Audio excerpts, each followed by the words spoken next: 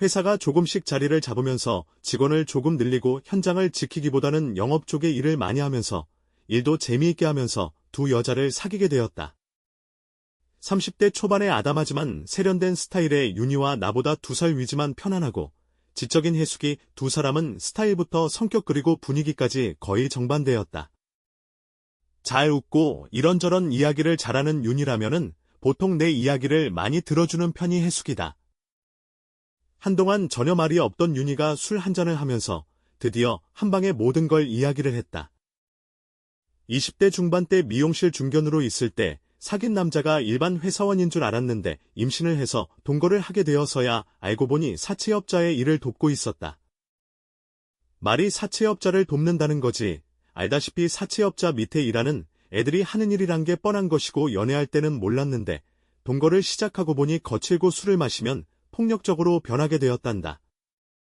아이를 낳고 혼인신고만 하고 살았는데 점점 심해지는 주사와 폭력을 친정에서 고소를 해서 이혼을 하게 되었었다. 다시는 남자를 안 만나겠다고 맹세를 하고서 한동안 그렇게 지내다가 단골 남자 손님 중 하나가 전부터 친절하게 해주었는데 어떻게 하다 보니 사귀게 되었고 이혼을 하고서 아이 하나를 키우고 있다는데도 다 이해를 하고 결혼을 하게 되었단다. 그런데 미용실이란 곳이 은근히 괜찮은 직업이다. 손목이나 손가락 관절에 무리가 와서 그렇지 그것만 조심하면 주택가에 있는 작은 미용실도 보통 300만 원은 넘게 번다고 하니 남자들이 집에서 놀기에 충분한 여건이 된단다. 직장을 잘 다니던 이 남자가 회사에서 대판 싸우고 그만두고는 다시 직장을 알아볼 생각은 안 하고 빈둥빈둥 백수건달로 지내는데 자신의 아이까지 돌보는 것이 고마워서 잠시 쉬다가 다시 일을 하려니 하고 기다린 게 1년이 넘었는데도 일할 생각을 안 하더란다. 그래서 미용실 남자들이 백수가 많은 것 같았다. 그러다가 전 남편이 찾아와 깽판을 치게 되었고 백수인 남편이 바깥으로 겉돌더니 꽤 많은 카드 빚을 지게 되었는데 윤희의 카드로 몇천 대의 돈을 썼다고 한다.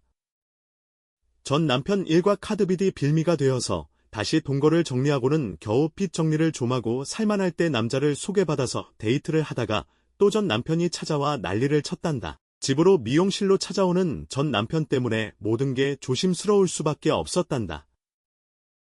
혜숙이는 남편이 작은 가게를 하다가 정리를 하고 선배가 하던 단란주점을 인수해서 하다가 마담과 눈이 맞아서 처음엔 술을 핑계로 외박을 하다가 나중에 사실이 걸리자 아예 대놓고 마담과 동거를 하게 되었는데 이혼하자고 했더니 혜숙이 앞으로 되어 있는 아파트를 처분해서 나누자는 말에 열을 받아 간통으로 고소를 한 다음에야 몸만 나가는 것으로 합의를 보고 이혼을 했다고 한다. 남자의 말을 들어보지 않아서 뭐라고 단정 지을 수는 없지만 이혼할 때 보면 남자건 여자건 조금은 치사해지는 것 같다. 윤희는 전 남편이 폭력으로 구속이 되면서 편한 마음이 들었는지 자주 연락이 왔다. 술 한 잔을 마시고 노래방에서 놀다가 키스를 나누었는데 찐하고 감미로웠다. 노래방을 나서서 서로 어디로 갈지 어정쩡하게 있을 때 나중에 가자는 윤희의 말을 아주 무시하고 거의 끌고 가다시피 모텔에 데리고 들어왔다.